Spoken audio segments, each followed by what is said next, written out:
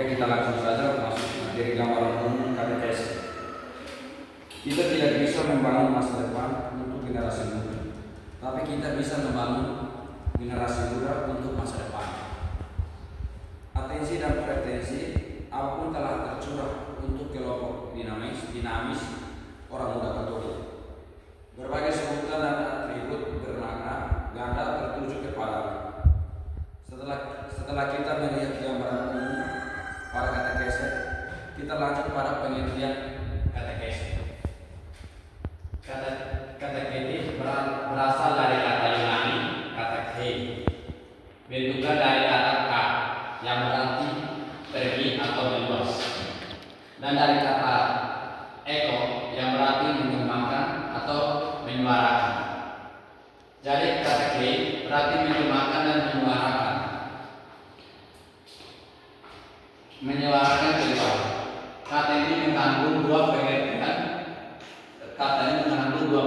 Pertama, katekhe berarti kewartaan yang sedang disampaikan atau diwartakan. Kedua, katekhe berarti ajaran dari para pemimpin. Satu konsep gereja. Konsep katekese gereja purba. Konsep katekese gereja purba atau zaman para rasul. Katekese adalah penyampaian ajaran Yesus bagi calon-calon permandian. Inti katekese para rasul tentang wafat dan kebangkitan Kristus. Itulah yang menjadi pokok iman. Iman akan wafat dan kebangkitan Kristus.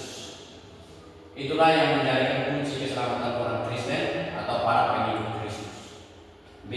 Bapak-bapak gereja atau patristik. Katekese adalah pengajaran dan latihan-latihan bagi calon baptis. Pewartaan diteruskan oleh para bapak gereja. Pewartaan para bapak gereja memperoleh peneguhan dari Rasul Santo Paulus yang menyatakan, "Akulah yang dalam Kristus Yesus telah menjadi terbangun oleh Injil yang kuberitakan kepadamu." 1 Korintus bab 4 ayat 15. Baik bagiku hidup adalah Kristus. Filipi bab 1 ayat 21.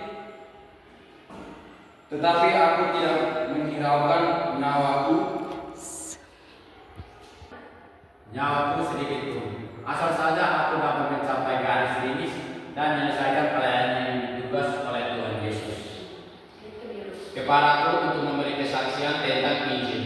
Kisah Para Rasul bab 20 ayat 24. Isi pewartaan mereka selalu berpusat pada sejarah keselamatan yang terlaksana dalam Tuhan Yesus. Dalam C. Konsep gereja abad ke-8 sampai 9 munculkan istilah katekismus yang dipahami sebagai pemberian pelajaran agama kepada orang tua atau wali baptis dari anak-anak yang akan dipermandikan. D. Konsep konsili tren. Katekese ialah penyampaian segala pengetahuan tentang ajaran gereja sebagai reaksi terhadap kaum reformis atau Luther, reformasi atau reformasi. Gereja Katolik melalui tokoh-tokoh terkemuka Canisius dan Bellarminus menerbitkan katekismus yang isinya mengenai iman, harapan dan kasih timbal dengan sakramen-sakramen dan kebenaran-kebenaran Kristiani lainnya. E. Konsep Konsili Vatikan II. Katekese ialah usaha pewartaan sabda Allah untuk membina penghayatan iman perorangan dan iman jemaat dalam hidup sehari-hari. F. Konsep kitab buku kanonik Kanon 17:3. Katekese diartikan sebagai pengajaran dan refleksi atas pengalaman hidup Kristiani.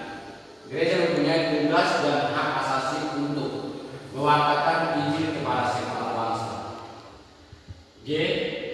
Kongregasi untuk iman di dalam buku petunjuk umum katekese merumuskan bahwa katekese adalah bentuk pelayanan sabda yang memantapkan memantapkan pertobatan awal untuk mencarikan suatu pengakuan iman yang nyata. Dalam kaitan dengan keseluruhan kegiatan dalam kaitan dengan keseluruhan kegiatan pastoral, katekes adalah suatu bentuk kegiatan gereja yang mengantar komunitas maupun individu atau anggota umat beriman kepada kedewasaan iman. Konsep katekes gereja Indonesia berpatokan pada Konsili Vatikan II dan menyesuaikan dengan situasi konkret yang dialami umat Katolik Indonesia. Maka pada pertemuan kateketik antar keuskupan II se-Indonesia PKKI II di kalender tahun 1980, lahirlah rumusan katekese umat yang diartikan sebagai komunikasi iman. Yang pertama kita lihat katekese umat yang diartikan sebagai komunikasi iman atau tukar menukar pengalaman iman, penyataan iman antara anggota jemaat. 2. Dalam katekese umat kita bersaksi tentang iman akan Yesus Kristus, pengantara Allah yang bersabda kepada kita.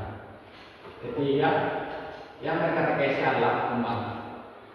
Peran dan keterlibatan umat dalam karya katekese sesungguhnya menjawabi pengertian gereja sebagai umat Allah. 3. Dalam katekese umat, fungsi pemimpin katekese adalah pengarah dan pemuda, fasilitator, yaitu pelayan yang menciptakan suasana komunikatif.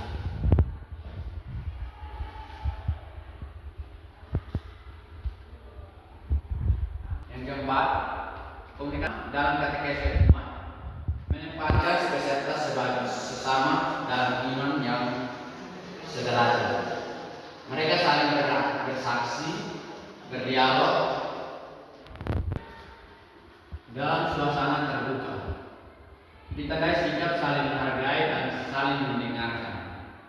2. Konsep para penulis atau ahli katekese merumuskan istilah katekese beraneka ragam. Ada yang merumuskan istilah katekese dari sudut akar bahasa atau sudut akar kata bahasa. Ada beberapa konsep penulisan menurut para ahli katekese, yaitu A. Yakob Paco dalam bukunya Memahami Katekese 1987 merumuskannya dari sudut bahasa. Katekese berakar pada kata bahasa Yunani katekhe, bentukan dari kata kat, yang berarti pergi atau meluas, dan dari kata eko yang berarti mengembangkan atau menyuarakan. Kata ini mengandung dua pengertian. Pertama, kata kei berarti pewartaan yang sedang disampaikan. Kedua, kata kei berarti ajaran dari kata pemimpin. Dalam pengertian realis, katekese adalah segala usaha menyampaikan ajaran iman, pengajaran gereja kepada manusia yang hidup dalam situasi konkret. B. Hippolytus katekese sebagai pelajaran agama bagi katekumen calon remaja. Dari pemahaman masing-masing pihak, baik gereja maupun kateket dapat dirumuskan sebagai katekese yang pewartaan iman, pembinaan iman yang ditunjukkan kepada manusia yang hidup dalam situasi konkret. Yang misi pewartaan menyangkut Allah, Yesus Kristus, Roh Kudus dan gereja agar orang yang mendengar dapat bertobat, bersatu kembali dengan Kristus di dalam gereja. B. Istilah-istilah.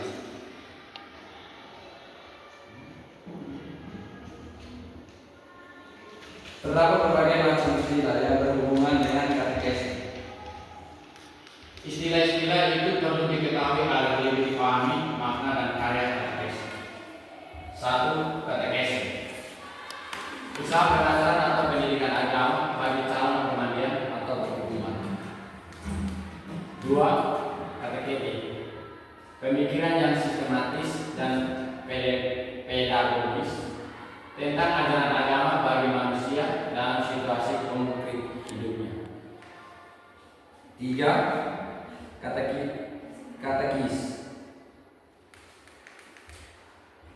3. Katekis, guru agama atau orang yang atas nama gereja membawakan sabda Tuhan.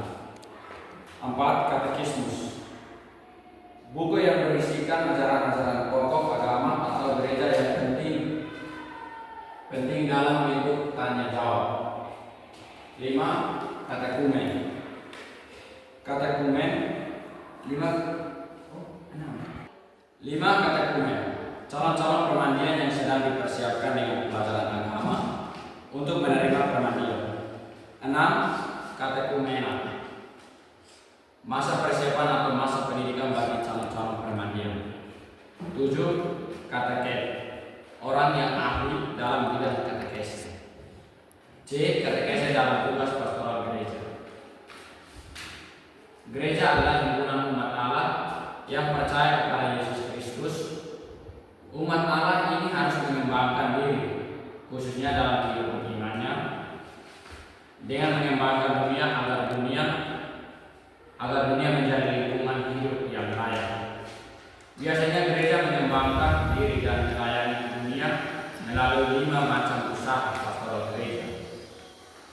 Kelima macam usaha itu adalah pewartaan katekese, ibadat liturgi, bimbingan khusus, poimeni, perwujudan dan iman dalam masyarakat, diakonia, pembentukan jemaat, koinonia.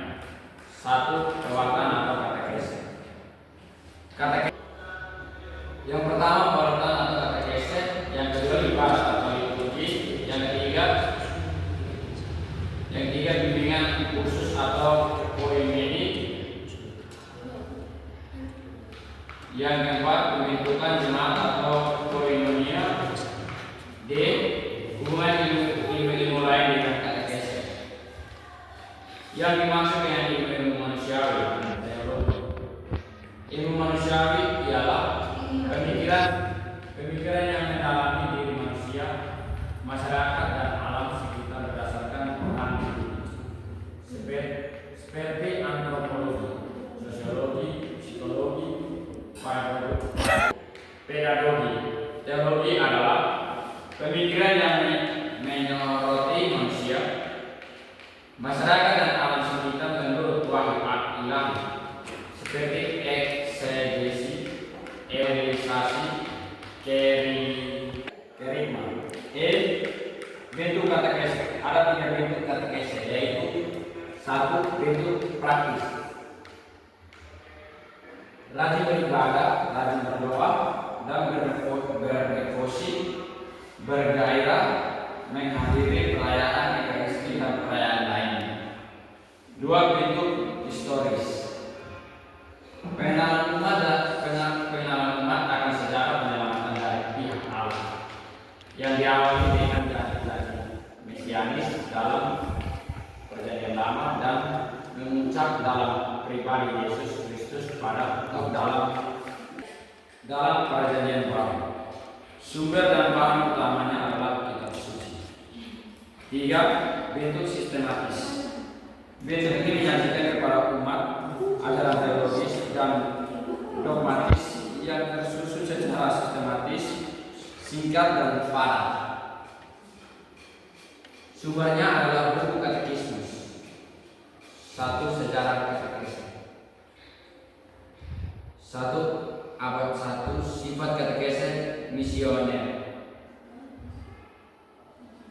Pada masa gereja purba, katekese ditujukan kepada orang dewasa karena pada masa itu gereja lebih menekankan penyebaran iman atau kegiatan misioner. 2. Orang Yahudi kafir keluarga pendekar. Kepada orang Yahudi, para misionaris meyakinkan mereka bahwa Yesus Kristus adalah Mesias yang dijanjikan. Bagi orang kafir disampaikan ajaran tentang Allah yang esa untuk melawan politeisme,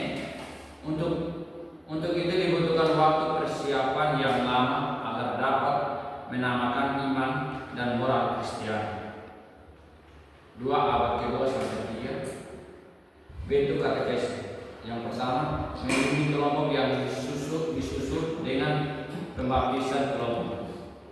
Kedua, mulai didirikan sekolah-sekolah kateketik untuk membina para katekis. Ketiga, pembaptisan diadakan pada waktu Paskah sehingga katekese liturgi saling melengkapi.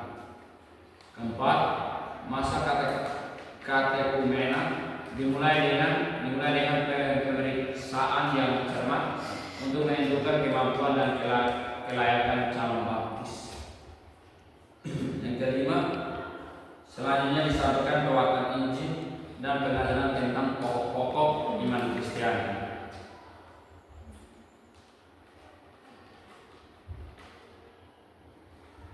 Yang keenam, metode yang digunakan metode menghafal. 3 abad keempat sampai 5 pertobatan masal.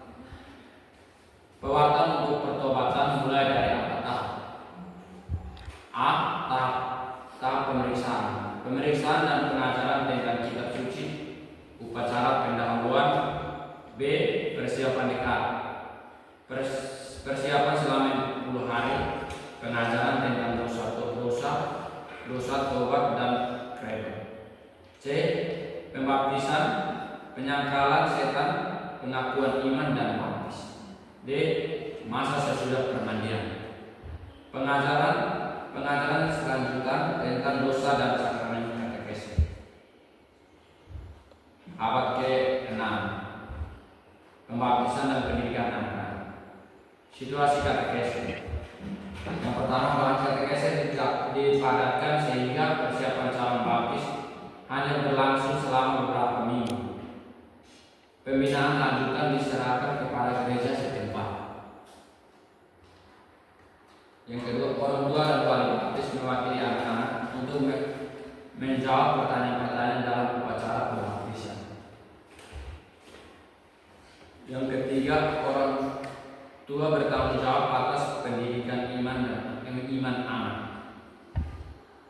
4. Abad ke-6, katekese bertujuan untuk membina hidup Kristiani yang baik serta menekankan pengetahuan iman yang luas dan mendalam. Keenam, katekese berkaitan erat dengan liturgi. Ketujuh, ada katekese keluarga oleh orang tua dan wali baptis. 4. Abad pertengahan. Abad pertengahan yang pertama, orang tua atau wali baptis tetap berperan dalam pembinaan iman anak-anak. Yang kedua, wali baptis dipilih secara khusus dan harus memenuhi syarat antara lain menghafal kredo dan doa bapak. Kredo dan doa bapakan. Yang ketiga, katekese dipengaruhi oleh perkembangan pengetahuan. Yang keempat, gereja mendirikan sekolah-sekolah yang ada kaitan dengan paroki untuk membina iman anak dan kaum muda. Yang kelima, anak-anak bertumbuh dalam lingkungan Kristiani. 5. Reformasi Trente 1545 sampai dengan 1553. Yang pertama, katekese bersifat defensif. Yang kedua, konsili mewajibkan uskup-uskup untuk mengatur pembinaan iman anak-anak pada hari Minggu dan hari raya gereja. Yang ketiga, katekismus Petrus Canisius, ringkasan iman Katolik. Ada 3 katekismus, yaitu pertama, untuk umat yang belajar teologi. Kedua, untuk kaum muda. Dan ketiga, untuk siswa-siswi di sekolah. 6. Katekese pada abad ke-18. Masa pencerahan dan yang lebih menekankan akal budi, rasionalisme. Katekese sekolah diwajibkan dengan metode cerita dan menghafal serta penjelasan teks. 7. Abad ke-19 sampai 20 sampai dengan sekarang. Katekese disesuaikan dengan situasi di tiap negara dengan berpedoman pada suatu petunjuk umum katekese dari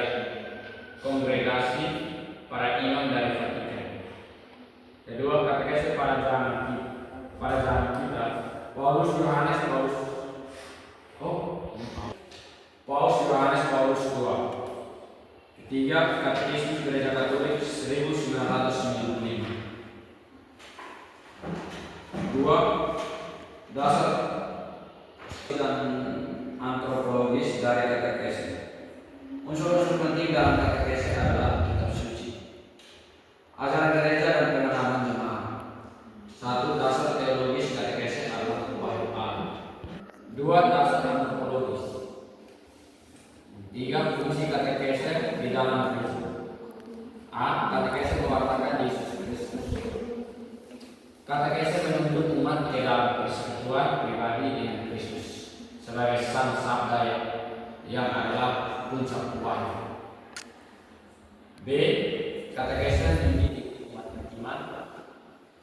Katekese mendidik umat agar semakin dewasa dalam imannya. C. Katekese mengembangkan gereja.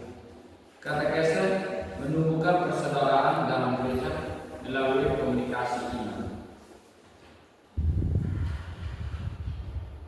4. Ruang lingkup katekese. 1. Katekese sekolah. Isi dan metode katekese disesuaikan dengan peserta katekese di sekolah. 2. Katekese di luar sekolah atau katekese umat, yakni komunikasi iman atau tukar-menukar pengalaman iman antar anggota kelompok umat berdasarkan kitab suci dan ajaran gereja agar mereka saling meneguhkan dan saling memperkaya. 5. Pendekatan dan metode katekese. A. Pendekatan. Pendekatan adalah pola dasar penyampaian perwakilan Kristiani. 1. Pendekatan biblis. 2. Pendekatan antropologis. 3. Pendekatan masalah. 4. Pendekatan peristiwa. 5. Pendekatan alam. B. Metode-metode yang dikembangkan dalam katekese.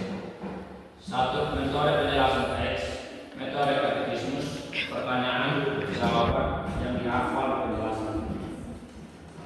2. Metode penjelasan pokok pikiran, mengutarakan pokok pikiran yang berkaitan dengan kitab suci dan ajaran gereja, misalnya tentang Roh Kudus.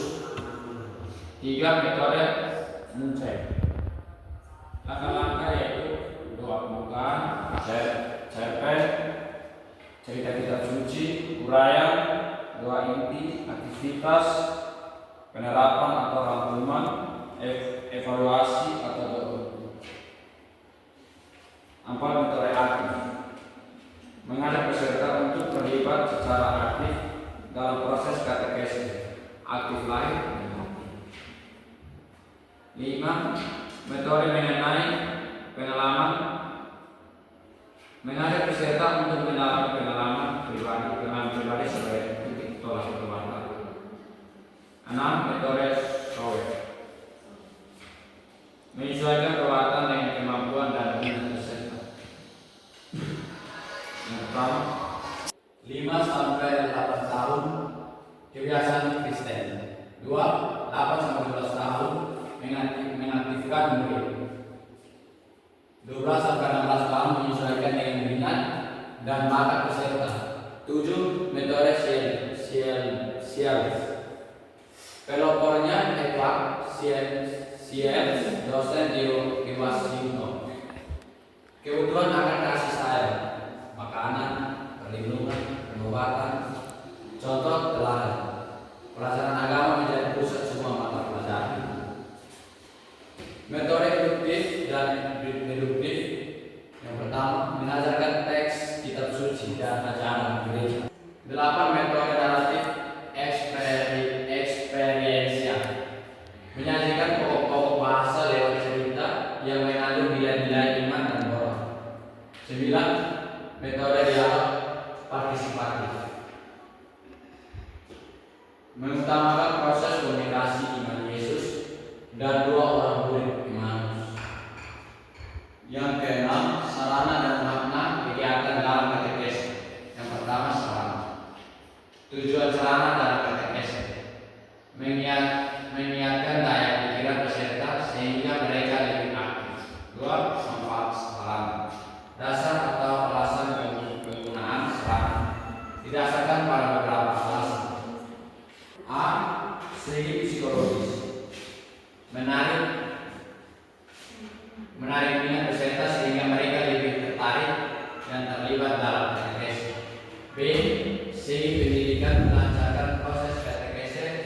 Ketiga, peserta lebih memahami dan menghayati isi pewartaan iman.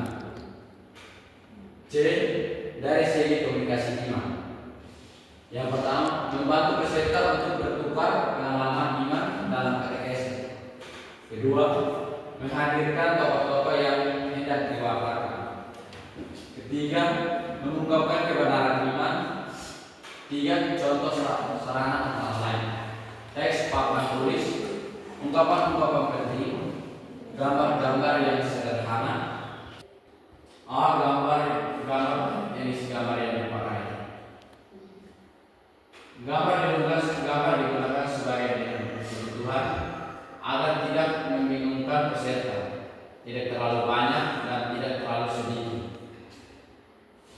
Dua, gambar digunakan pada saat tempat diberikan penjelasan serta kesempatan untuk merenung dan memberikan kesan atas gambar. B. Cerita. 1. Cerita-cerita kitab suci. 2. Riwayat hidup orang kudus. 3. Cerita pengalaman hidup. 4. Cerita-cerita kebijaksanaan dalam masyarakat. C. Nyanyian gereja dan nyanyian profan yang sesuai tema pembinaan nyanyian. Yang pertama, lagu-lagu sederhana dan menarik. D. Drama. Dari kitab suci atau dari peristiwa lain. Dapat dipersiapkan bersama peserta. Gambaran tentang situasi pembatasan dengan memberi tekanan pada bagian-bagian yang penting. E. Slide.